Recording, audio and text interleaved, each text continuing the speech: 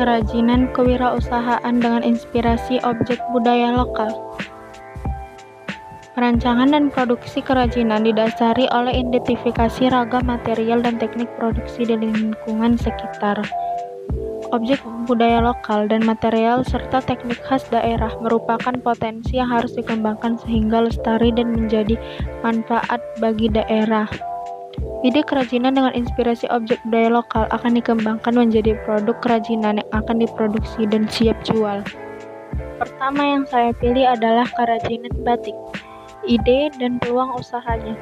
Semakin lama perkembangan batik semakin bervariasi dan coraknya semakin beragam. Ini menunjukkan kreativitas batik kita yang sangat dinamis dan mengetahui tren perkembangan fashion di masyarakat. Corak dan model batik sekarang tidak lagi menggambarkan pakem masa lalu, namun ada sentuhan modern mengikuti perkembangan zaman dan permintaan pasar. Yang kedua, sumber daya. Sumber daya batik meliputi kain lilin atau malam, zat pewarna atau zat batik, dan zat pembantu. Selanjutnya ada administrasi.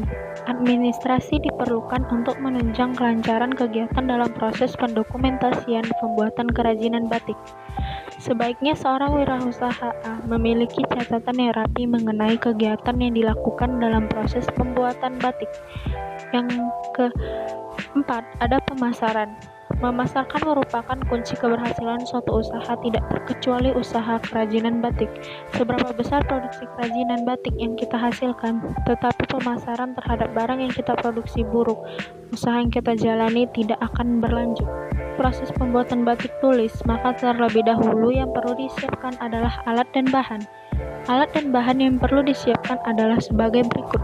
1. Kain mori. Kain mori bisa terbuat dari bahan katun atau sutra. Kedua, ada canting yang berfungsi sebagai alat untuk membentuk motif batik nantinya. Ketiga, ada gawangan, yaitu tempat untuk menyampirkan kain. 4. Lilin malam yang dicairkan. 5. Panci dan juga kompor yang berfungsi untuk memanaskan. Serta yang terakhir ada larutan pewarna. Langkah selanjutnya adalah tahap proses produksi yang meliputi beberapa tahap seperti berikut. Membuat molani dikenal dengan membuat desain batik. Kedua, melukiskan dengan menggunakan lilin malam yang telah dicairkan menggunakan canting dengan mengikuti pola tersebut. 3. Menutupi bagian putih yang tidak berwarna dengan menggunakan lilin malam. 4. Proses pewarnaan batik tulisan pertama di bagian yang tidak tertutup oleh lilin dengan cara mencelupkan kain tersebut pada warna tertentu. Kemudian kain yang telah selesai dicelupkan akan dikeringkan dengan cara dijemur. Kelima, kemudian setelah selesai dikeringkan kembali lagi melukisnya menggunakan canting. Setelah selesai maka akan dilanjutkan dengan proses pengelupaan pada air panas yang sudah dipanaskan di atas tungku. Setelah kain bersih dari lilin dan kering, dapat dilakukan kembali proses pembatikan dengan penutupan lilin untuk menahan warna pertama dan kedua. Proses tersebut dapat dilakukan berulang kali sesuai banyaknya warna dan kompleksitas motif yang diinginkan. Terakhir, ngolorot, yaitu kain yang telah berubah warna direbus dengan menggunakan air panas. Tujuan merebus dengan air panas adalah untuk menghilangkan lapisan lilin, sehingga motif yang telah digambar sebelumnya terlihat digunakan.